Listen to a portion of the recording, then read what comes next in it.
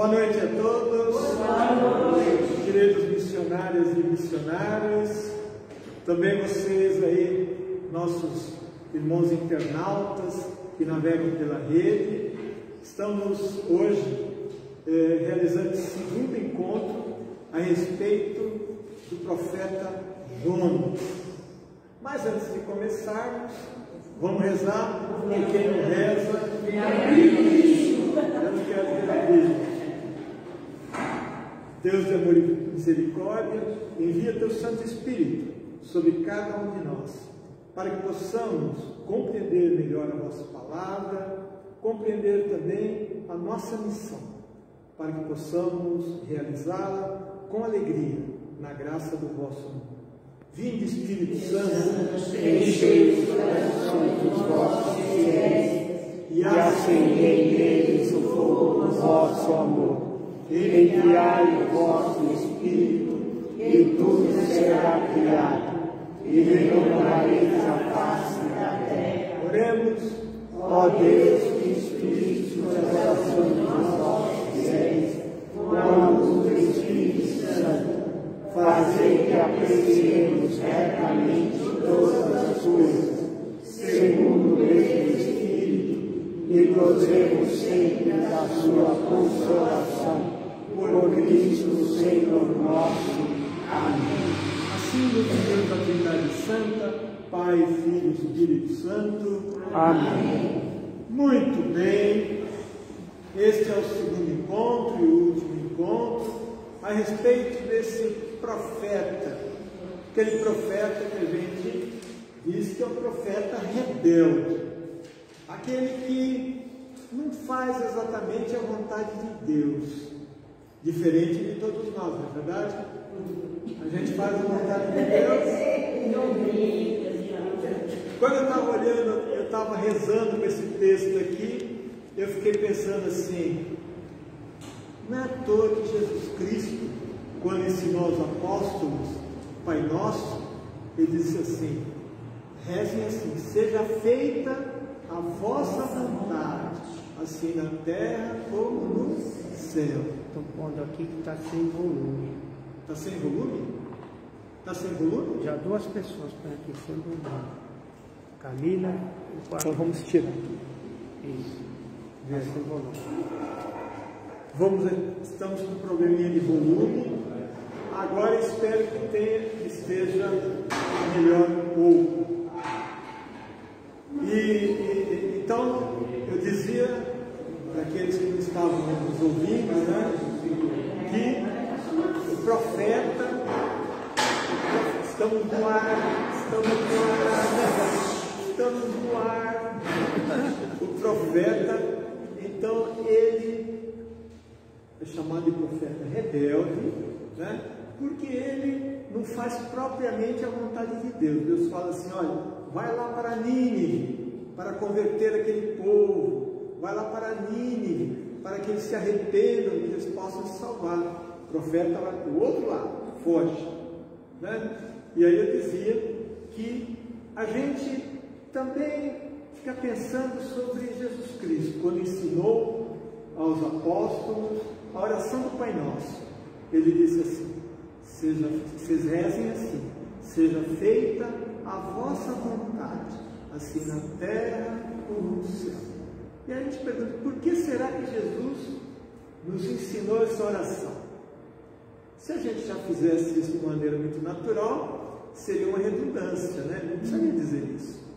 É porque ele conhece, de uma certa forma, como é que nós somos.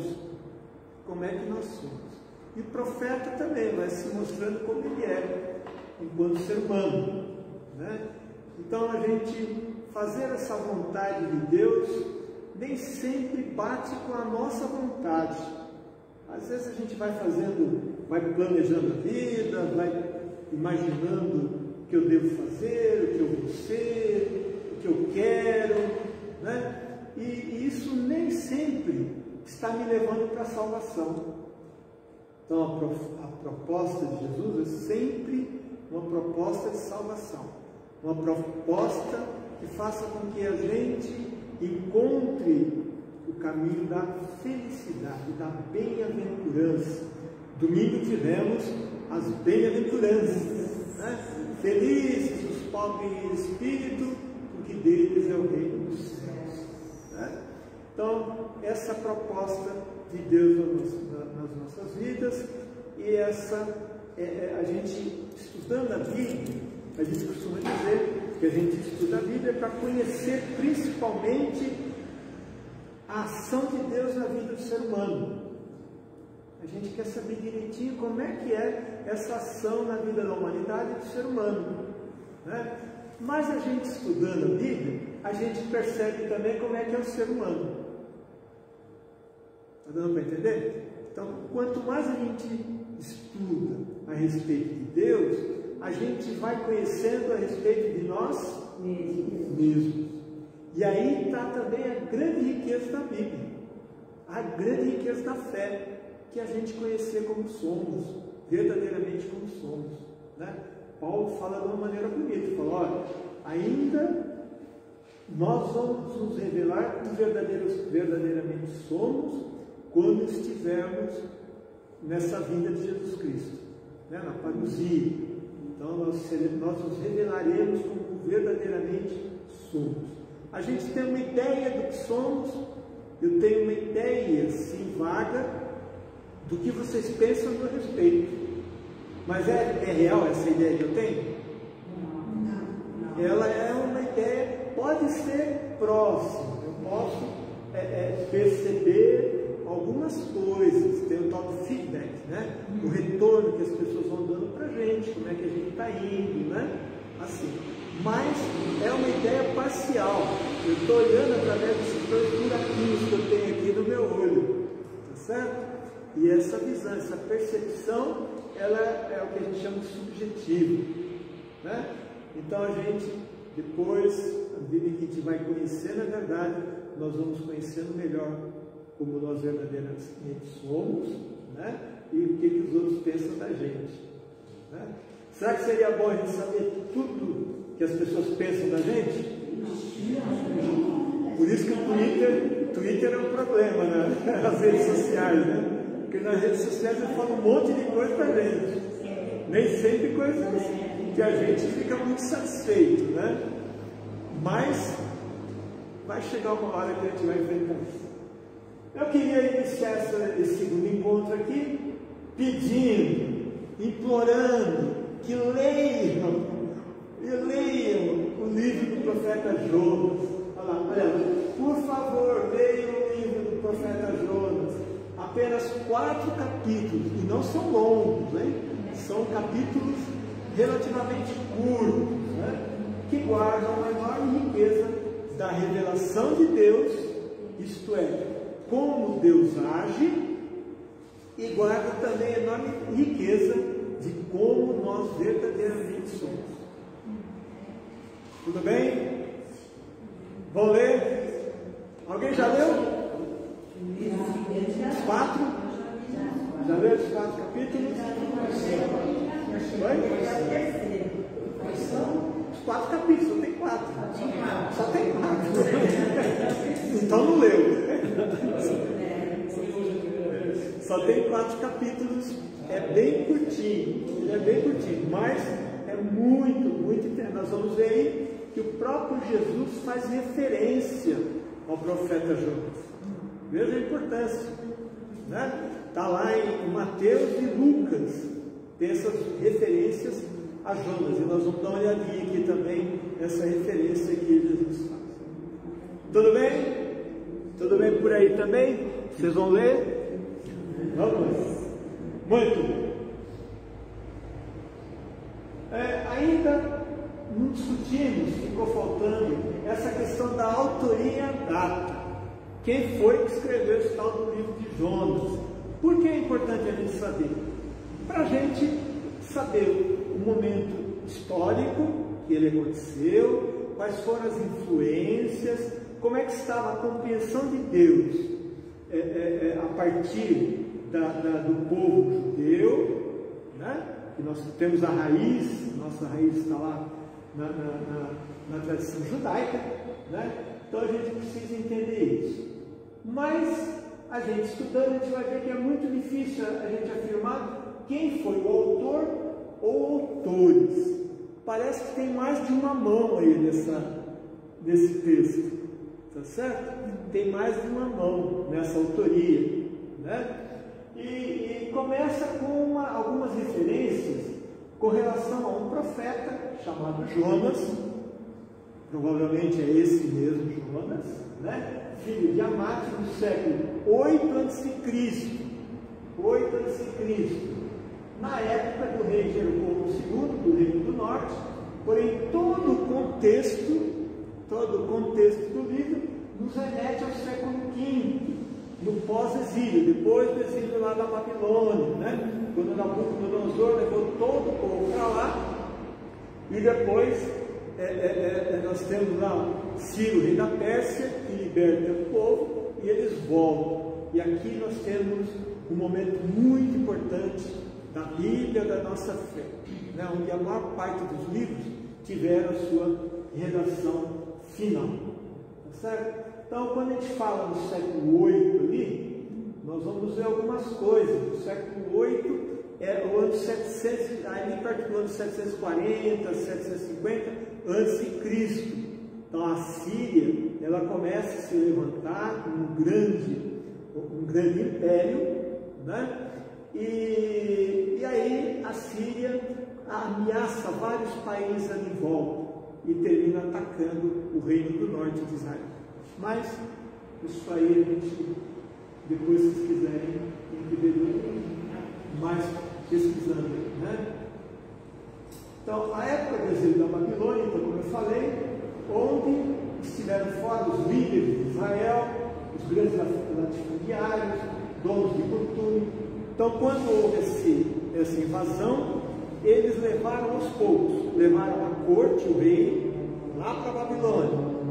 Aí, eles se organizaram lá, quiseram fazer a resistência. Aí eles pegaram e começaram a levar os grandes latifundiários, que tinham influência política. A questão financeira e econômica sempre tem influência política. Será que hoje também tem? Não. Hoje não, né? Pois é. Os donos de costume, dos grandes rebanhos, os artesãos. Aí o que aconteceu? Essa segunda parte, eles se reuniram de novo e foram lá para o Egito. Isso aí é mais da história do povo de Israel. Eles fugiram, se organizaram lá no Egito, voltaram, tentando retomar ali, porque eles tinham deixado um rei provisório ali. Tentaram retornar, e aí Nabucodonosor levou todo mundo, até os artesãos, os pequenos proprietários. Só ficaram pequenos agricultores, sem segurança, que foram saqueados, muitas mulheres violentadas, sem lei e sem justiça. Esse foi o contexto. E lá eles ficaram cerca de 70 anos. Certo? Então o livro guarda muitas dessas coisas aí que a gente vai ver o que aconteceu nesse pós-exílio que mostra que Jonas é produto desse caldo cultural e principalmente religioso a respeito da ação de Deus. Aí surge um novo império na Pérsia. Eu vou passar isso aqui bem rapidamente, só para situar, tá? Quando o rei Ciro da Pérsia, vamos ler juntos aqui? Quando o rei Ciro da Pérsia libertou o povo de Israel da Babilônia, instaurou uma nova política de dominação chamada de a paz persa. A passo importante foi a reconstrução permitida de Deus. Então, quando Nabucodonosor da Babilônia, ele fez levou em 3 vezes o povo, né? Na terceira ele destruiu o templo.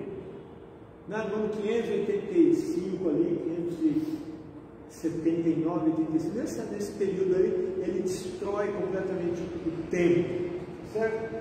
E aí, eles estão na Babilônia. E aí, a Pérsia começa a se erguer como um grande império.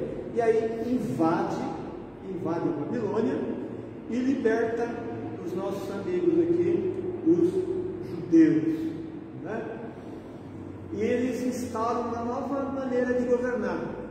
O que eles queriam? Porque quando você invade, administra um estado, a cidade, um país, dá muito trabalho para ficar lá, tem muita gente para controlar, para que não se perca ninguém. Então, eles tinham uma nova maneira lá de governar, eles eram muito violentos, e eles colocavam um rei lá, que era da própria região, no caso do judeu, e aí eles cobravam altos impostos. E assim, esse é o caldo. Tudo bem? Vamos passar para frente, porque isso aí não tem muita... Né? Crise. Então, aconteceu essa crise. Quando eles foram para lá, o pensamento era o seguinte: bom, se o nosso Deus não conseguiu nos ajudar a nos proteger de Nabucodonosor, da Babilônia, pode ser que esse Deus dele seja mais forte do que o nosso Deus de Israel. Deu para entender a lógica? Por quê? Porque o Deus era normalmente um Deus sedentário. Por isso que até dentro da Bíblia, fala assim, o Deus de Israel era o Deus dos outros? Não, é Deus de Israel. Eles ainda tinham essa coisa. Mas Deus vai mostrar que Ele não é apenas o Deus de Israel, mas é o Deus do universo. Tá certo? Então ali eles tiveram uma crise. Nessa crise, como a gente disse, toda crise tem oportunidade de crescimento, né? Quando a gente chega, sai da puberdade e vai para a fase adulta, tem crise ali? Tem crise enorme, né? Mas ela termina sendo até necessária para que a gente cresça, amadureça, se torne adulto, né? E assim a gente vai, através das crises, são oportunidades para a gente crescer também, né? Então, a crise do exílio fez o povo de Israel amadurecer e compreender melhor a ação de Deus na vida deles, né? Era necessário resgatar a identidade de Israel, aquilo que os unia. Quem sempre uniu Israel foi seu Deus e Yahvé. Então veja, aqui a gente já pode começar a entender um pouco o Jonas, né? Veja, Jonas, quando Deus fala, vai lá para libertar aquele povo lá, ele fala, o quê? Aquele povo lá que passa todo mundo a fio de espada, que mata crianças, que mata mulheres, que mata até animais, né? Já tinha ali a gente vai ver Deus falando sobre essa questão dos animais também, de não matar. Mas que mata até animais, não, eu não vou lá não. Então, esse Deus mostrando que ele extrapola aquela Israel. Ele vai muito além de Israel, porque ele quer também salvar Nínive, que era o império opressor na época lá. Não dá para entender?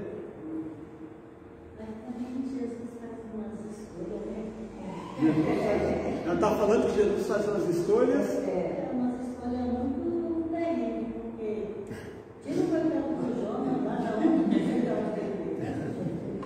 o Jonas era de Israel, era do reino do norte ali de Israel. Aí ele era judeu também? Era judeu. Então, aí ele estava coitado lá para mim, uma cidade grande, o cara caiu.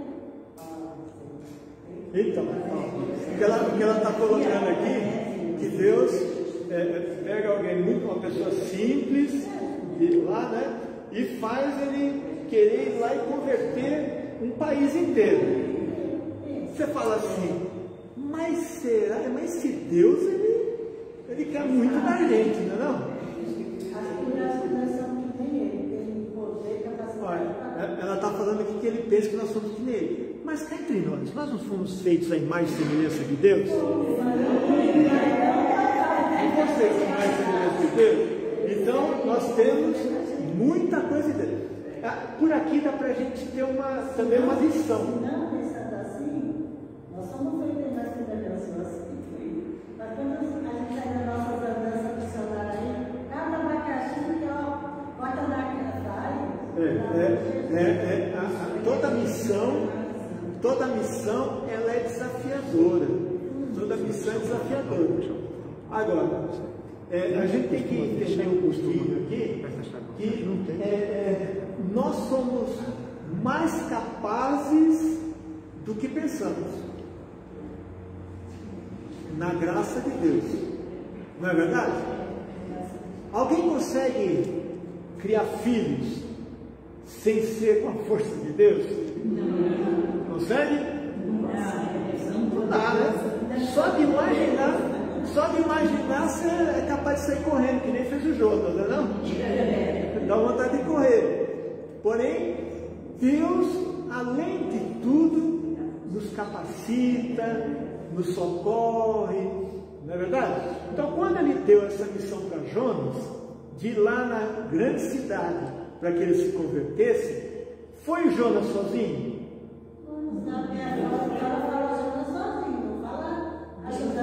Deus,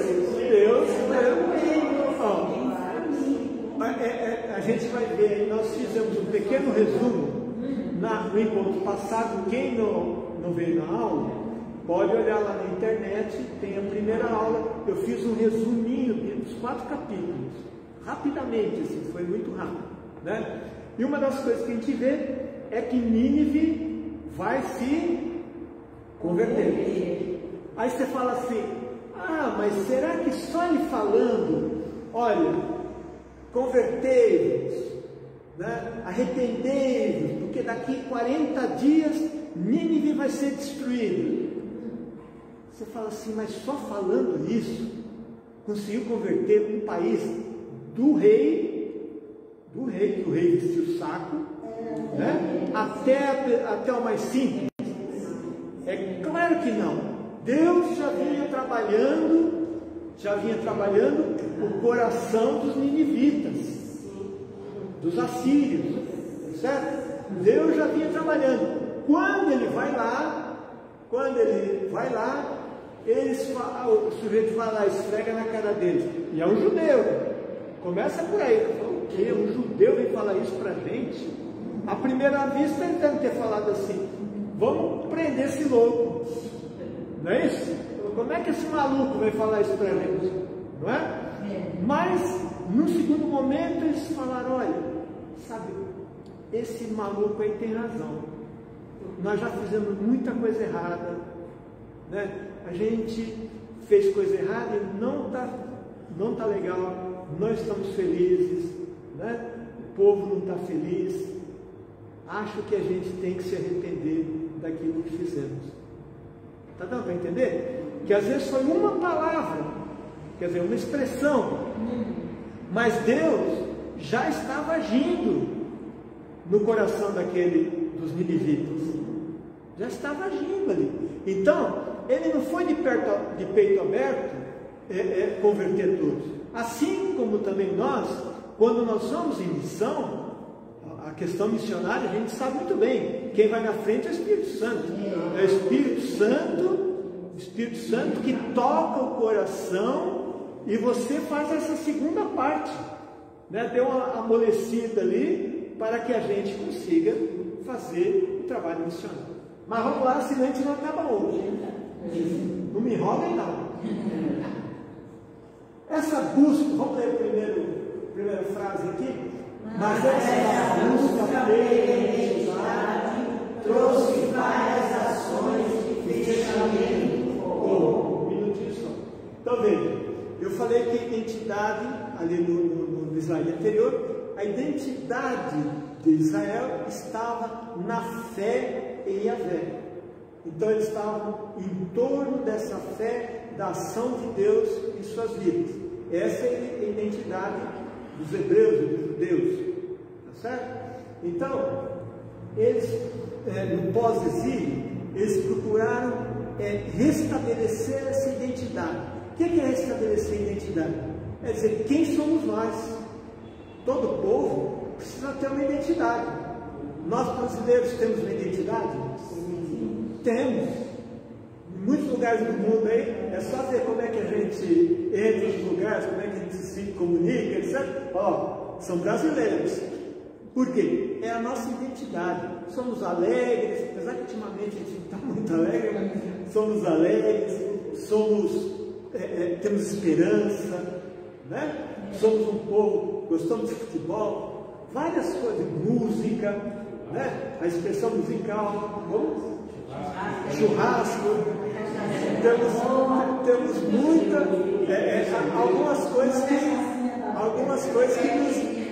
algumas coisas que nos identificam, tá certo? E também a nossa fé, como o Brasil é cristão, tá certo? Também isso identifica. Então, essa identidade, essa busca pela identidade que nós vemos em Jonas. Porque Jonas falou o quê? Não, eu tenho que pensar no meu país. O outro lá que se vive, que se lasca. Tá certo? Isso faz parte, Jonas expressa um pensamento que ele chama de nacionalista. Está dando para entender? Então, nesse fechamento, eles começaram a reforçar alguma coisa que era isso. Vamos ler juntos? Israel, o único povo santo, escolhido e privilegiado por Deus. Então, veja, Israel já há muito se considerava o povo escolhido. Israel era o povo escolhido? Era. Mas como aconteceu? Aí que está o detalhe. Não é um privilégio. Por que não outro povo? Por que não o povo outro povo do Oriente, da Europa? Mas foi um povo que acreditou. O povo, a fé começa, onde começa a fé? Em Abraão, o pai da fé, aquele que acreditava em Deus. Então, esse desdobramento aí, né, vai fazer com que ele se sinta de alguma maneira um povo privilegiado. Sou eu, até o Messias. O pensamento do Antigo Testamento é que o Messias deveria vir, aí salvar o povo de Israel e depois se manifestar para o mundo, né? Aí João vai dizer muito bonito lá, ele veio para os seus e os seus não reconheceram, tá certo? Está lá no prólogo de João, né? E aí a nossa fé passou a ser disseminada. Paulo saiu evangelizando, os apóstolos saíram evangelizando, né? Passou a ser disseminado, né? Fazendo o que era promessa também lá do Antigo Testamento para o Messias, né? Então eles se fecharam. Fechamento é bom? Não. A gente se fechar em nós mesmos é perigosíssimo, porque aí a nossa cabeça começa a pensar em algumas coisas perigosas, e a gente começa a aprovar alguns atos e alguns pensamentos que nem sempre são bons, né? Crescimento de uma visão nacionalista, já falei, então esse fechamento provoca essa ideia nacionalista de tal maneira que pensar primeiro em Israel, Nínive, e eles que se virem lá. Eles não têm o Deus deles, mas esse Deus é um Deus misericordioso com todos. Ele já mostrou que ele age fora de Israel. Quando ele fala para Ciro, fala, aí ele age lá, fala, liberta meu povo. Lá, tá certo? Liberta meu povo e mande para Israel. E ainda, Ciro, rei da Pérsia, ainda prometeu reconstruir o templo. Não cumpriu, mas prometeu. Acho que era político, muito político. Vamos ler a outra frase aqui? Exclusão dos estrangeiros e pobres da terra. Pois é. Então veja, todo o Antigo Testamento sempre era de inclusão. Então, cuidar da viúva, cuidar do órfão e acolher o estrangeiro. E sempre se falava assim, lembrem-se que vocês foram estrangeiros em terra estranha, certo? Então, vocês acolhem o estrangeiro também, que vem sem lugar para dormir, né? Acolhem o estrangeiro. Outra questão aqui, na época do profeta, a única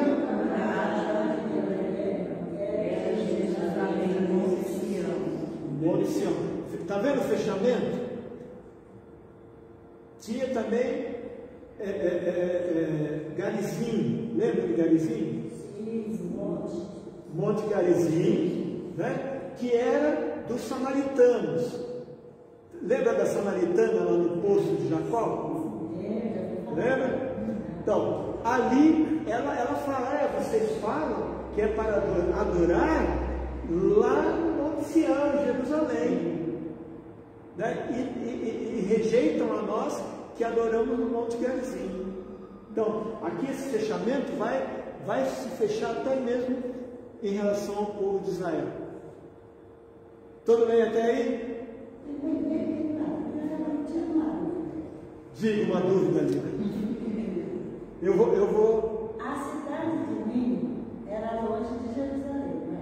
Muito longe de Jerusalém. Mas então, tem alguma ligação do povo judeu com Nínive, a conversão do povo de Nínive?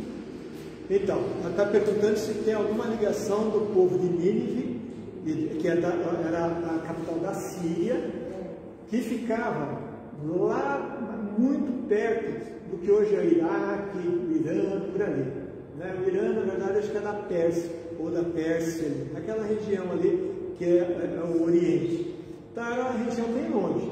Só que esses impérios, eles iam conquistando, pegavam um exército e ia conquistando o outro, pegavam um exército e chegavam até perto ali, o outro império, se ele foi forte, difícil de conquistar, era o Egito. Então até ali perto eles conquistavam, tá certo? Então eram impérios que dominavam regiões enormes. Então veja, Nínive era um império que é esse império opressor, tá? E aí o Jonas, ele está no Reino do Norte ali, Israel, Reino do Norte, né? E Deus fala, vai lá, certo? Outra coisa, proibição, vamos ler juntos? Proibição dos casamentos mistos com estrangeiros. Veja, começou aqui nesse fechamento, nessa questão nacionalista, de não misturar, certo? Então, estrangeiro, mulher estrangeira era considerada prostituta, né? E não seguia ao Deus, mas ao diabo. A prostituição, a gente tem que sempre considerar que, em primeiro lugar, a prostituição é infidelidade ao Deus da vida. A gente liga muito a prostituição da mulher prostituta ali, né? Mas na verdade existia também, porque sempre existiu, né? Porém, a prostituição maior era a prostituição com relação a ser infiel ao Deus e ter um relacionamento com outros deuses, certo? Bom, deu para entender tudo isso aí, essa visão geral aí de Jonas, da questão toda? Vamos lá, coragem aqui. Nos evangelhos, nós temos algumas referências ao texto de Jonas. Então, lá no Mateus 12, 38, 41, nós temos esse texto aqui. Eu tenho 2 slides sobre isso. Vamos ler juntos? Então, alguns dos fariseus e mestres da lei lhe disseram: Mestre, queremos ver um sinal miraculoso feito por ti. Vamos lá, continuando? Ele respondeu: uma geração perversa e adúltera pede um sinal miraculoso, mas nenhum sinal lhe será dado, exceto o sinal do profeta Jonas. Hoje nós vamos entender o que Jesus está dizendo aqui nessa questão desse texto, fazendo essa referência ao profeta Jonas, né?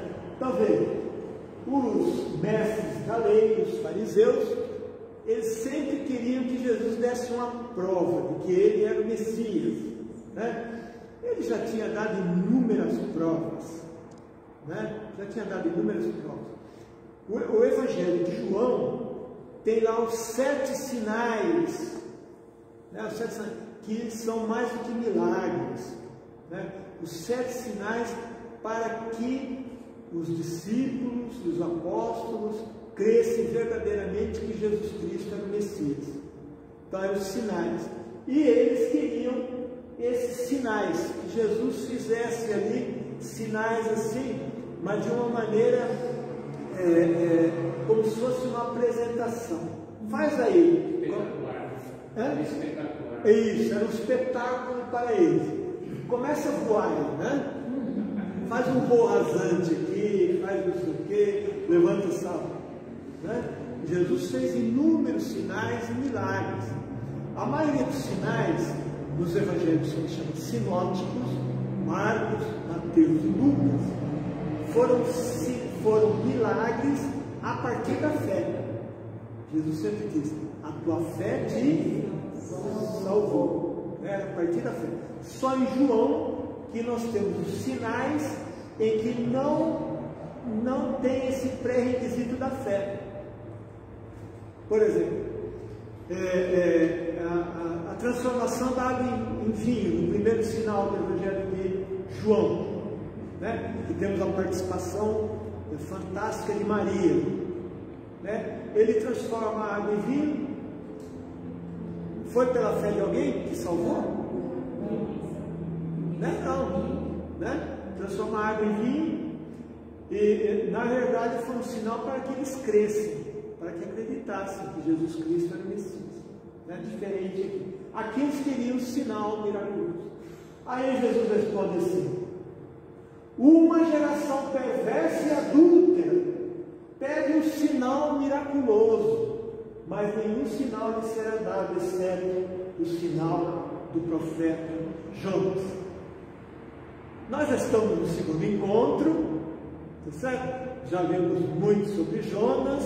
Acho que já dá para responder, para vocês responderem, e vocês aí também, amigos internautas. Qual é o sinal de Jonas?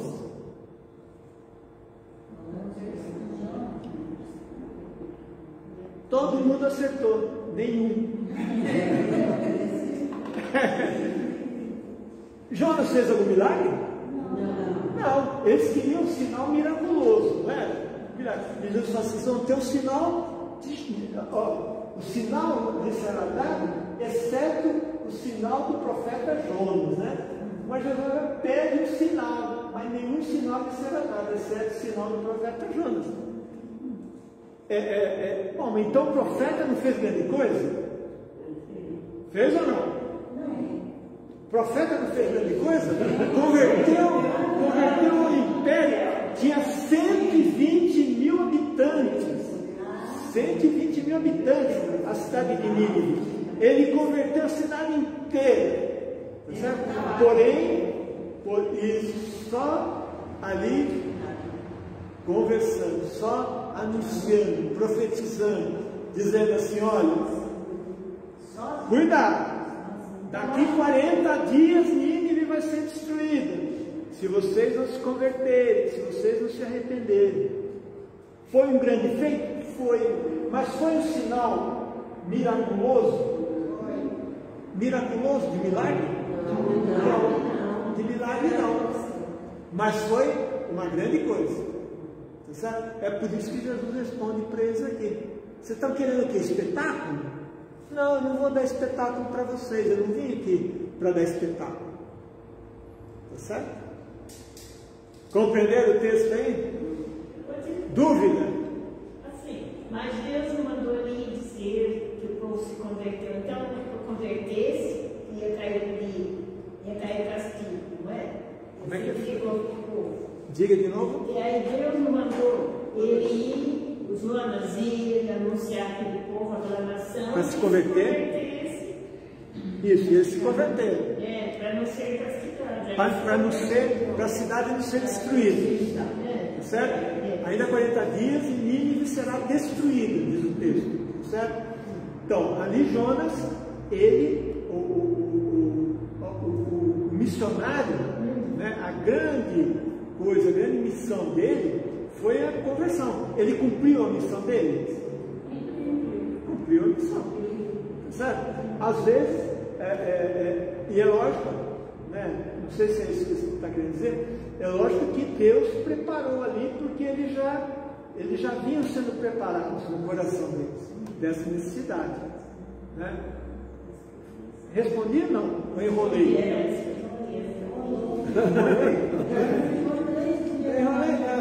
Ficou 3 dias.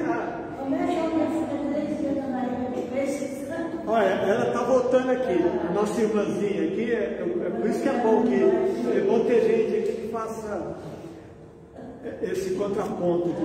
Então veja, ela está falando, mas ele ficou 3 dias lá dentro na boca do peixe, do grande peixe, certo?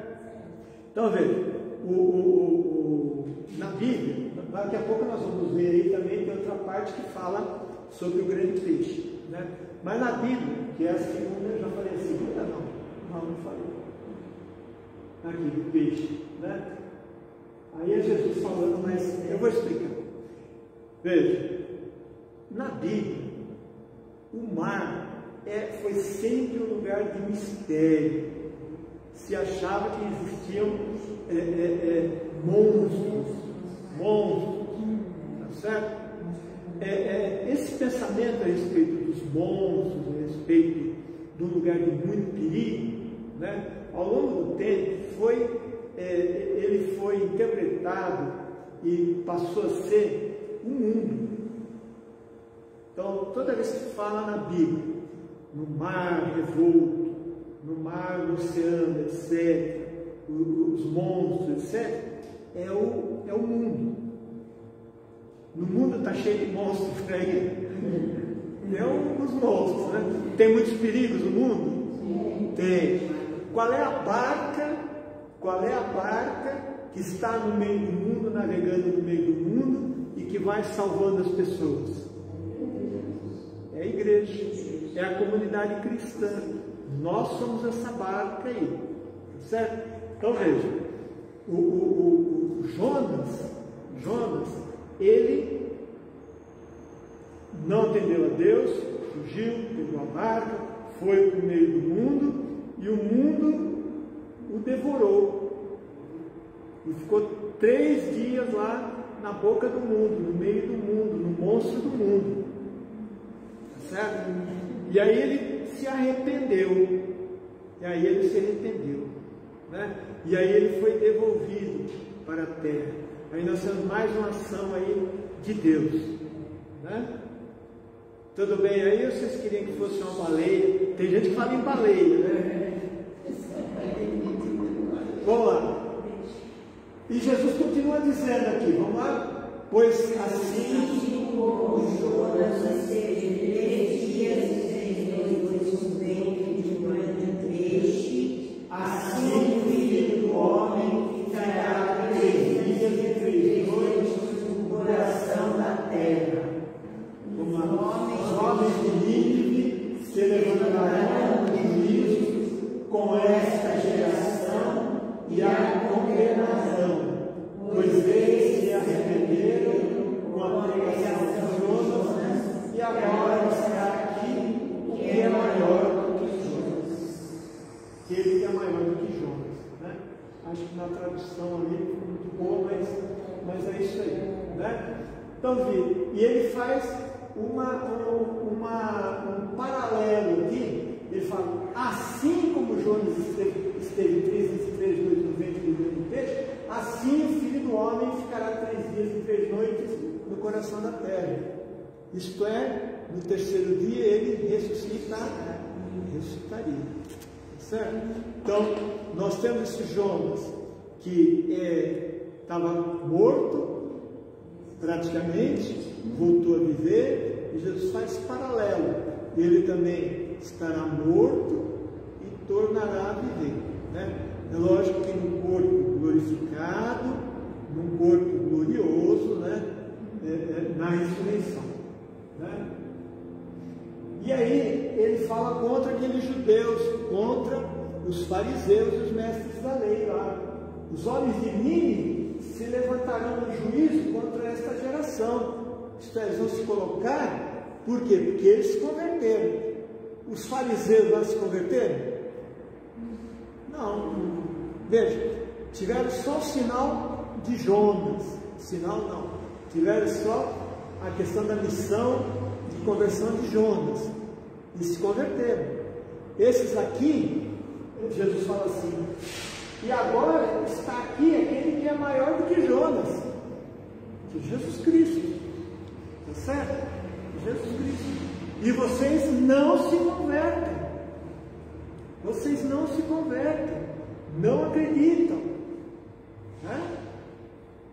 Vejam como Jonas, como foi importante, né? Jesus utiliza do profeta, esse profeta com 4 capítulos apenas, que todos vamos ler, não é verdade?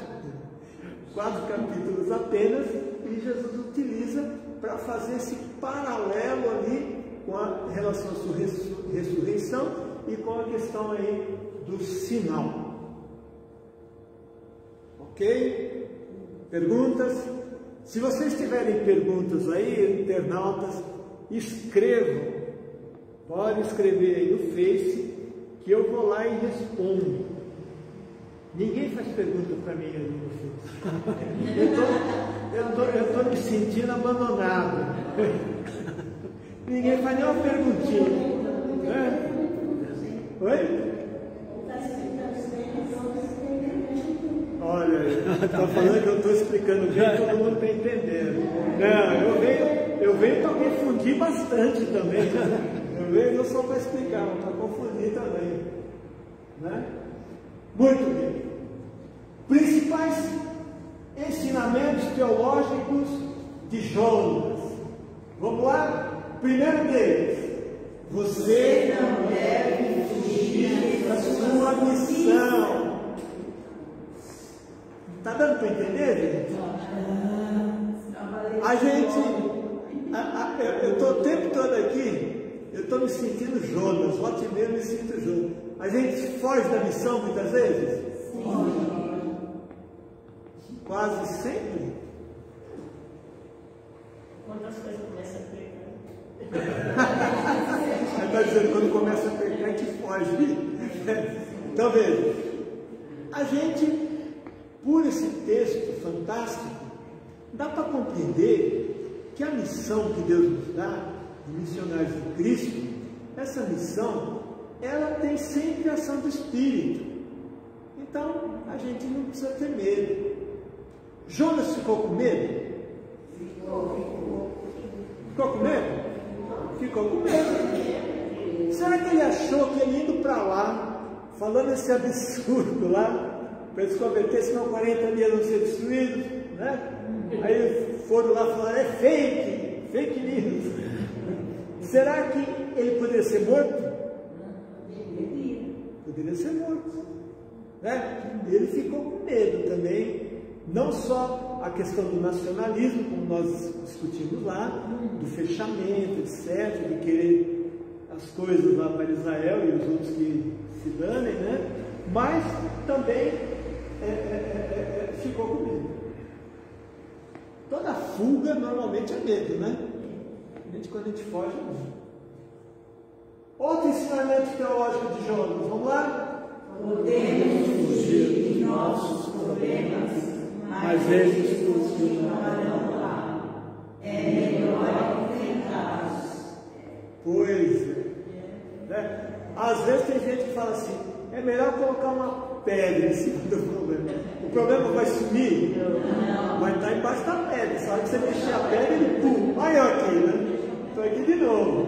Tá certo? Então, veja, é lógico que às vezes a gente se sente meio frágil para enfrentar um problema. Não é verdade? O que a gente deve fazer? Buscar ajuda. Não é? A gente pode buscar ajuda para enfrentar um problema, ou a gente procurar se fortalecer. Como é que eu me fortaleço? Só com arroz e feijão? Com a oração, através da minha fé. Né? Eu vou me fortalecendo e aí eu consigo enfrentar o problema. Então é melhor não fugir, não foge não. Né? Porque o problema alcança a gente às vezes.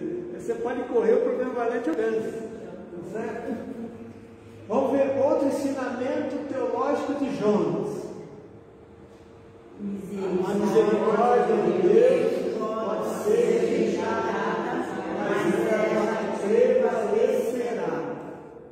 A misericórdia de Deus pode ser rejeitada. Jonas não queria que a misericórdia de Deus alcançasse Nínive. Não é verdade? Não queria. Mas não tem jeito. Por mais que se rejeite, tem que rejeitar a misericórdia, ela vai prevalecer. Quer queira, quer não. Tudo bem até aí?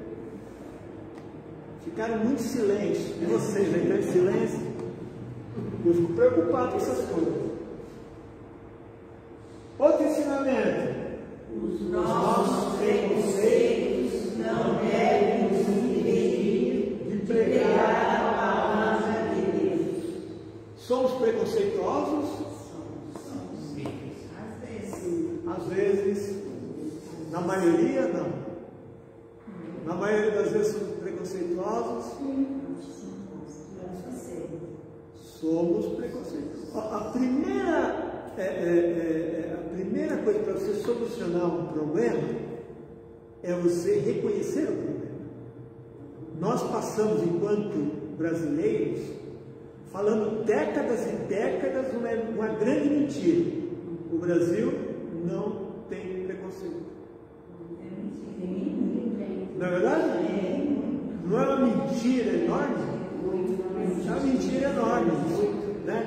Então veja, os nossos preconceitos não devem nos impedir de pregar a palavra de Deus, de fazer com que o reino de Deus aconteça.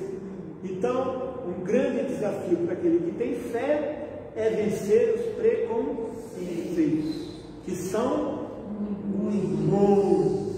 Nem vou enumerar aqui, que seja isso. De vez em quando é bom lembrar, eu gosto de lembrar muito disso. Vamos ver aqui, vamos lá. A soberania de Deus e o livre-arbítrio do homem. Vocês podem dizer, escuta, Deus obrigou Jonas a ir lá? Sim. Sim, De certa forma, sim. De certa forma, sim. Não. Eu acho que sim, que não. Oi? Eu acho que ele só ordenou. É interessante. Veja como 4 capítulos, o profeta, quanta coisa dá para a gente aprender questionando o texto. Pelo medo ele fugiu, né? Ele fugiu, né? Ele fugiu. Aí você vai perguntar assim, será que ele estava ali, Jonas era livre? Não. Ele podia ter dito, depois que ele foi jogado lá pelo grande peixe, né, que ele foi jogado para a terra lá, ele poderia ter dito, não vou mesmo. Poderia ter dito ou não? Mas então ele não tem liberdade. Então Jonas não era livre. Jonas era livre ou não para dizer não?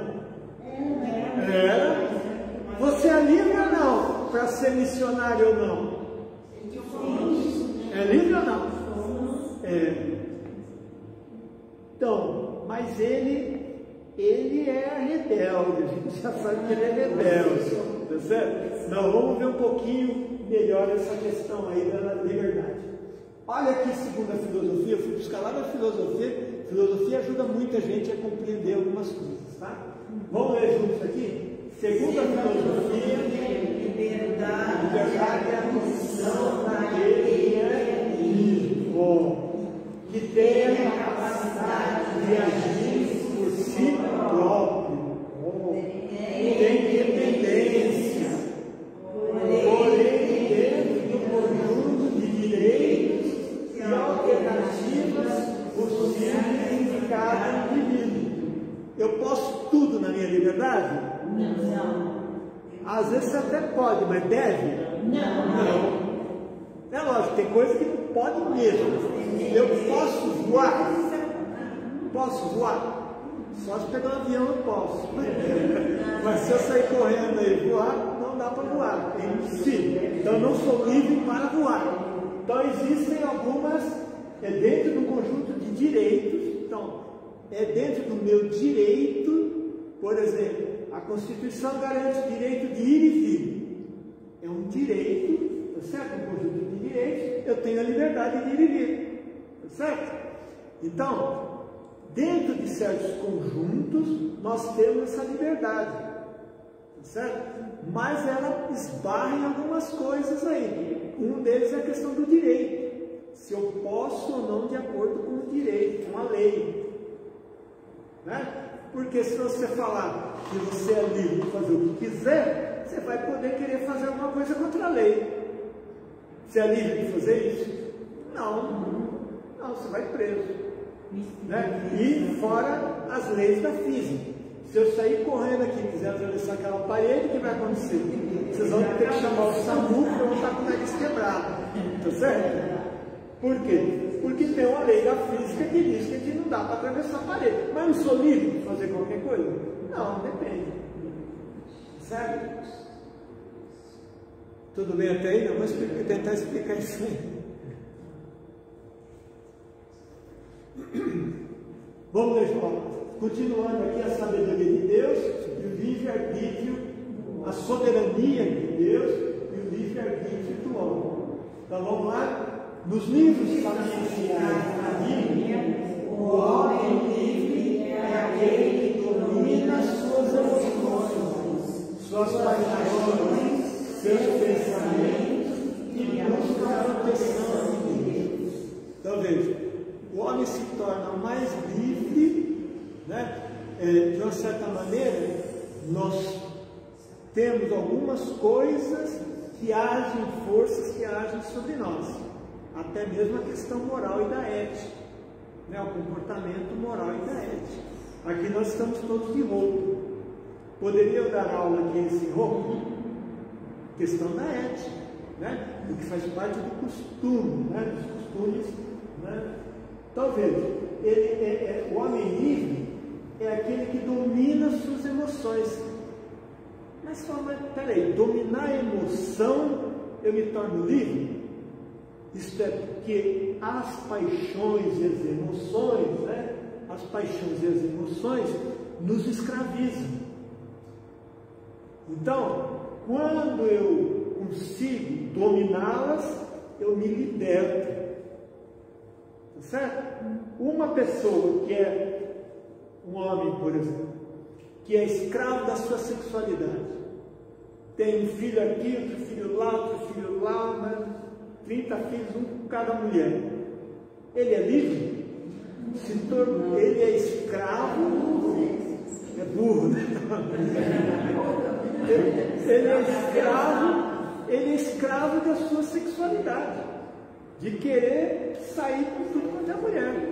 Termina se tornando escravo. Então, à medida em que ele domina essas paixões e essas emoções, ele se liberta. Está dando para entender? Então, esse é outro aspecto aí da liberdade, né? Também dominar os pensamentos. É fácil dominar o pensamento? Na época de eleição, é fácil dominar o pensamento? Menos ainda, né? Tem uma sabedoria antiga que diz que quando a pessoa te irrita e faz com que você fique pensando nela, se vingar, odiar, etc., ela te domina, você se torna escravo dela. Está dando para entender? Está dando? Porque você não tira aquela pessoa da cabeça. É que nem nas eleições. As pessoas, essas paixões da questão da eleição fez com que as pessoas ficassem dominadas por aqueles que elas eram contra. Está dando para entender? Então você fica dominado pelos seus pensamentos. Você usa a maior parte do seu tempo, para ficar pensando que fulano é assim, que fulano é assado, que não pode, que isso, que aquilo, que lá o quê? Oi? Isso, fica atormentado. E quem está atormentado perdeu a liberdade, porque está escravizado. Tudo bem? Está dando para entender aí o Jonas? Jonas, ele livremente aceitou? Não aceitou? Ele foi jogar na barriga do peixe, foi jogar no lugar, caiu e depois ele foi. Mas veja, quando ele cai na barriga do peixe, ele reza para Deus, ele tem ali, ele tem um momento de reflexão. Ele tem um momento de reflexão, ele fala, acho que esse Deus misericordioso aí, que está querendo ser misericordioso com Nínive, que é o opressor, né? Eu acho que eu devo fazer a vontade dele. Por isso que ele vai lá. Me deu uma chance dele poder fazer isso. É lógico que você pode falar, mas também, né? Depois de ficar lá dentro do peixe, no mar, quase morrendo, é claro que ele ia se converter. Ainda assim, ele poderia dizer, não vou e acabou, eu vou ficar aqui no peixe. Tem a liberdade de falar. Né? Podia ser Dá para entender a questão da liberdade e a questão da liberdade aí veja, ele é um profeta, viu gente? Estamos falando de um profeta. O profeta é aquele que é próximo de Deus, pode entrar em conflito com Deus. Nós somos profetas? Somos, pelo batismo nós somos profetas. A gente entra em conflito com Deus? Sim. Não é verdade? A gente entra, muitas vezes a gente entra em conflito com Deus. Tá certo? Entendido? Aceitaram mais ou menos? Vamos pensar,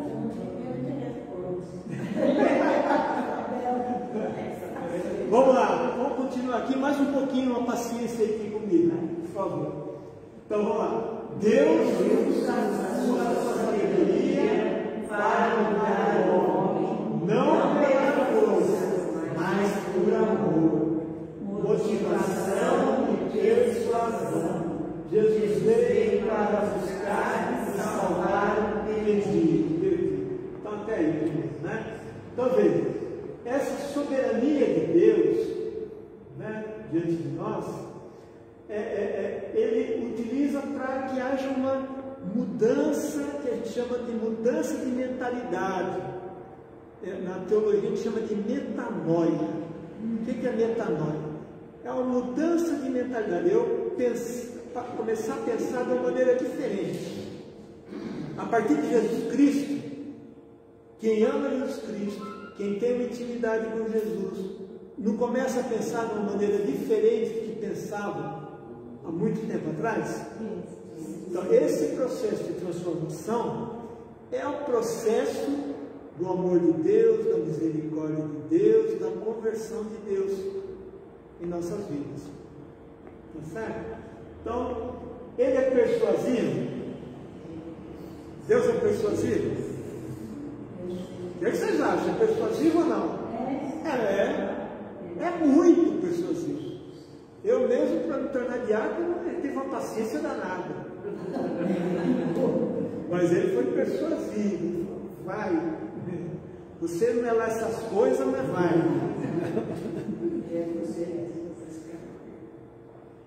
Vamos ler a segundo parágrafo aqui.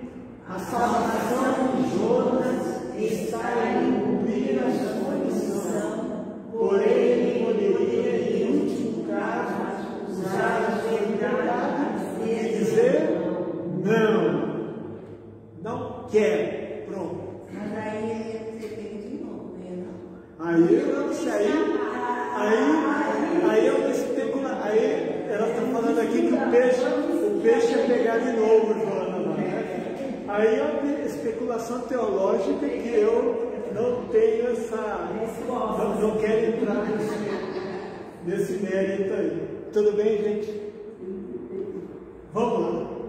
Ensinamento final de Deus a respeito do profeta Jonas, o profeta rebelde.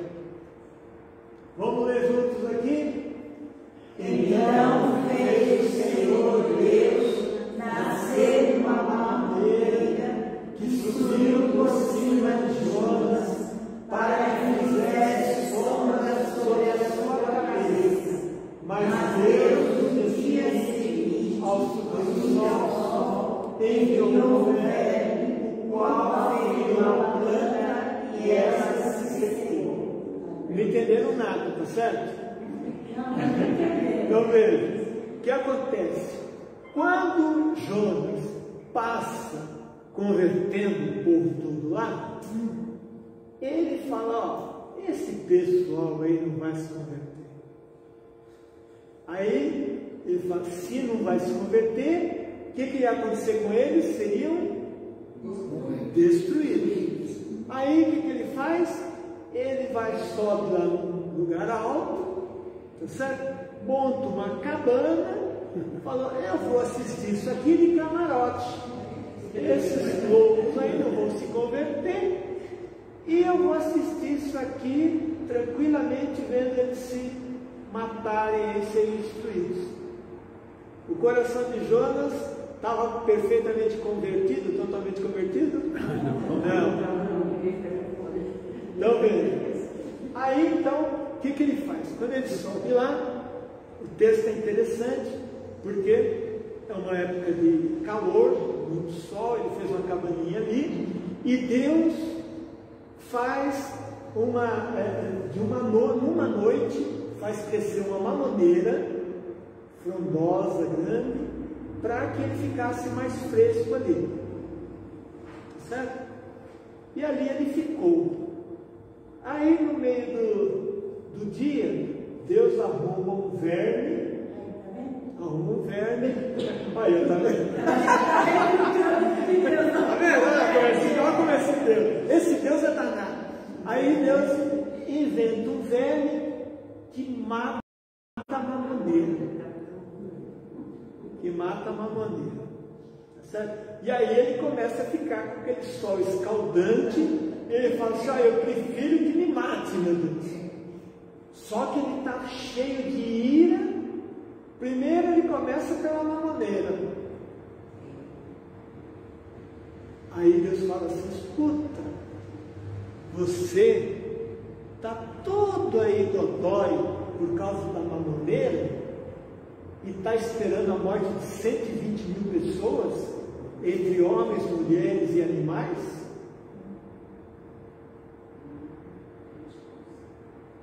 Deus fala umas coisas na nossa cara, né? Meio assim, né? Aqui, eu não falei antes, mas está no capítulo 4 de Jonas, versículos 6 a 7, tá? Então aqui eu não coloquei Jonas. Por que eu não coloquei J.I.? Porque nós só estamos falando de Jonas, então só pode ser o livro de Jonas, certo? E aí Deus continua dizendo assim, vamos ver juntos? E eu não terei compaixão de Nínive, a grande cidade, com mais de 120 mil pessoas, que não distinguem entre a direita e a esquerda, bem como muitos animais. Então veja, Nínive, à medida que foi se envolvendo com o mal, foi perdendo a noção do certo e do errado, que é o que ele diz aqui, Deus está querendo dizer aqui, não distingue, não tem noção entre direita e esquerda, entre o que é certo e o que é errado, tá certo? É lógico que esquerda e direita aqui, isso aqui foi escrito 720 ou 500 anos antes de Cristo, não tem nada a ver com política, entendeu? Nada a ver com política. E aliás, esquerda e direita foi na Revolução Francesa em 1789. Não tem nada a ver com isso. Mas essa questão deles se envolverem com o mal de tal maneira que já não distinguiam entre o que era certo e o que era errado. E o nosso amigo Jonas, ele quer porque quer que ele fosse despedido. Certo? E aí, nós temos encerramento, né? Nós temos encerramento. Deixa eu voltar aí. Nós temos encerramento aqui do texto sagrado, ele termina aqui no 4:11, no versículo 11, onde o profeta cumpriu a sua missão. Cumpriu a missão ou não? Cumpriu. Aí você vai falar, ele cumpriu, mas aos trancos e barrancos. Não é verdade? Mas cumpriu. Que a gente seja, se a gente conseguir ser igual a Jonas, que aos trancos e barrancos conseguiu cumprir a sua missão, será que vai estar bom ou não? Vai ou não? Vai, tá certo? É lógico que, veja, Jonas passa por diversos sofrimentos na medida em que ele nega a Deus. Então nós também, a gente precisa dar uma olhada, né, nas missões que Deus tem para cada um de nós, porque senão a gente às vezes pode passar por alguns sofrimentos que poderiam ser evitados se a gente tivesse ouvido a Deus. Que Deus nos abençoe. Acabamos. Então, espero que vocês tenham gostado do profeta Jonas, certo? Semana que vem nós vamos iniciar um outro estudo. Quarta-feira, terça é feriado, mas quarta, se Deus quiser, estaremos aqui firmes e fortes. Vamos rezar?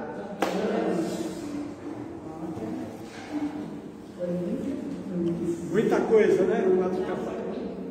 Olha, eu peço desculpas, porque foram 2 encontros só, e eu tive que dar muito conteúdo, ao mesmo tempo tive que pensar muito para colocar tudo isso em 2 encontros, né? Espero que o texto, a live vai ficar gravada lá. Quem quiser de vez em quando dar uma olhadinha lá para lembrar alguma coisa, ok? Então vamos agradecer a Deus. Pai Criador de todas as coisas, nós os agradecemos por esses instantes de fé, de aprofundamento, em que percebemos melhor a nossa missão. Percebemos também como muitas vezes nós não atendemos imediatamente os vossos desejos, as vossas orientações, os vossos ensinamentos. Possamos, olhando para Jonas, melhorar em nossa missão, sermos mais efetivos e estarmos contando sempre com a vossa presença e a vossa graça. Assim, rezemos a Maria que é evangelizadora, também missionária. Ave Maria, cheia de graça, o Senhor é convosco. Bendita sois vós entre as mulheres, bendito é o fruto do vosso ventre, Jesus. Santa Maria, Mãe de Deus, rogai por nós, pecadores, agora e na hora de nossa morte. Amém. São Sebastião, rogai por nós. Nossa Senhora Aparecida, rogai por nós. Nós nos teremos unidos na Trindade Santa, em nome do Pai, do Filho e do Espírito Santo. Amém. Até a próxima, se Deus quiser.